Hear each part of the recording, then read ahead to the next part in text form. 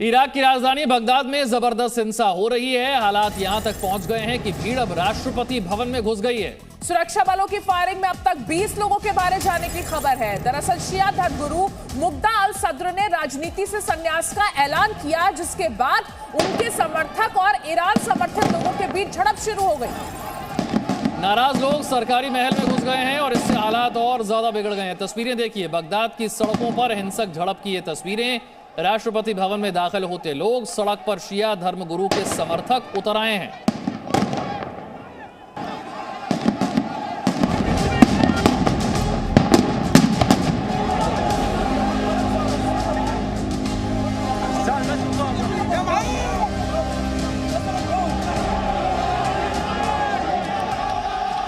Iraq में शिया धर्मगुरु की सियासत छोड़ने के ऐलान के बाद उनके सैकड़ों समर्थक बगदाद की सड़कों पर उतर आए।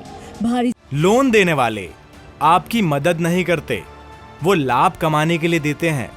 तो कौन अच्छा है और कौन बुरा है जानना चाहते हैं तो फ्रीडम ऐप को अभी डाउनलोड कीजिए। संख्या में समर्थक सरकारी महल तक पहुंच गए, जिसके बाद अल सद्र समर्थकों और सुरक्षा बलों के बीच हिंसक झड़प हुई।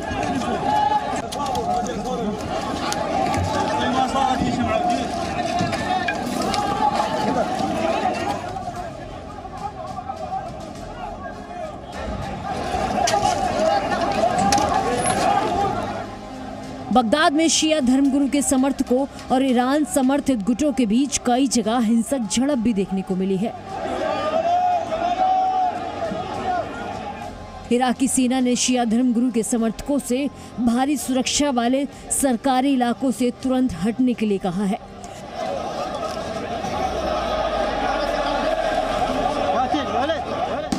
दरअसल इराकी सरकार में गतिरोध तब आया जब धर्मगुरु मुक्ता अल सद्र की पार्टी ने अक्टूबर के संसदीय चुनावों में सबसे ज्यादा सीटें जीती थीं, लेकिन वे बहुमत तक नहीं पहुंच पाए।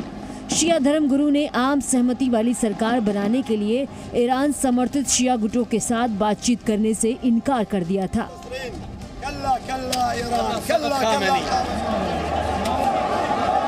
शिया धर्मगुरु अल सद्र के समर्थक जुलाई में विरोधी गुटों की सरकार बनने से रोकने के लिए संसद में घुस गए थे और 4 हफ्ते से ज्यादा वक्त तक धरने पर भी बैठे रहे।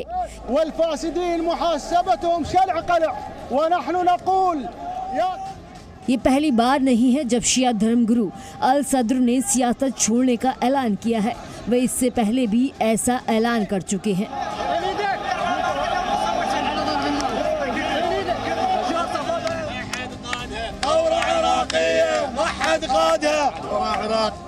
इराक में अल सद्र के इस कदम को फिलहाल गतिरोध के बीच विरोधी गुटों के खिलाफ बढ़त हासिल करने की एक और कोशिश के तौर पर देखा जा रहा है।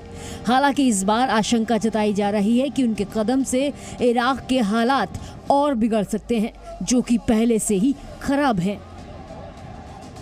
ब्यूरो रिपोर्ट, जी मीडिया। लोन देने वाले आपकी मदद नहीं करते, वो लाभ कमाने के लिए देते हैं।